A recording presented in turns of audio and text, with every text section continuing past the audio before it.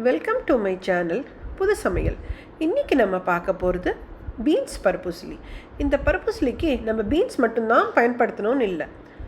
கோஸ், carrot, beetroot, அவரைக்காய், கொத்தரங்காய், பொடலங்கான்னு இது மாதிரி உங்களுக்கு என்ன காய் பிடிக்குமோ நீங்கள் அதை வச்சு பருப்புசிலி செய்யலாம். இப்போ நான் சொல்கிற அளவு ஒரு 4 பேருக்கு பருப்புசிலி செய்கிற அளவு. ஒரு 1/2 கிலோ பீன்ஸை பொடியாக நறுக்கி வச்சுக்கோங்க. முதல் நாள் நைட்டே ஒரு 1.5 டம்ளர் அளவு துவரம்பருப்பை நல்லா வாஷ் பண்ணி ஊற வச்சுக்கோங்க. அப்புறம் காலம்பரை எழுந்த உடனே ஃபஸ்ட்டு தண்ணியை வடிகட்டிட்டு ஒரு மிக்சி ஜாரில் தண்ணியை வடிகட்டிடுங்க. ஊறின துவரம்பருப்பு, ஒரு 10 மிளகாய் வத்தல், பெருங்காயம், தேவையான அளவு உப்பு போட்டு நல்லா கொரன்னு அரைச்சிக்கோங்க.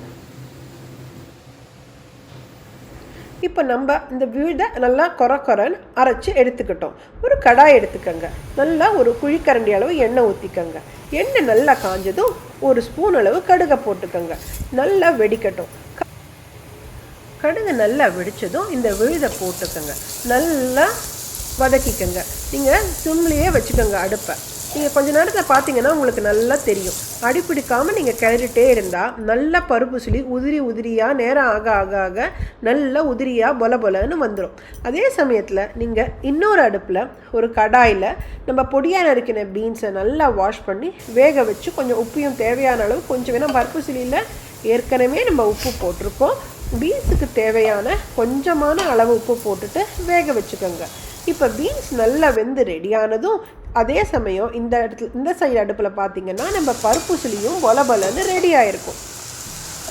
இப்போ ரெண்டுத்தையும் நல்லா மீடியம் ஃப்ளேமில் வச்சு நல்லா மிக்ஸ் பண்ணிக்கோங்க. ஒரு 5 நிமிஷம் வதக்கினா போதும். நம்ம சூப்பரான பருப்புசிலி ரெடி. இது பெஸ்ட் காம்போ. இதுக்கு என்னென்னா மோர் குழம்பு ரொம்ப நல்லாயிருக்கும். நீங்களும் ட்ரை பண்ணி பாருங்கள்.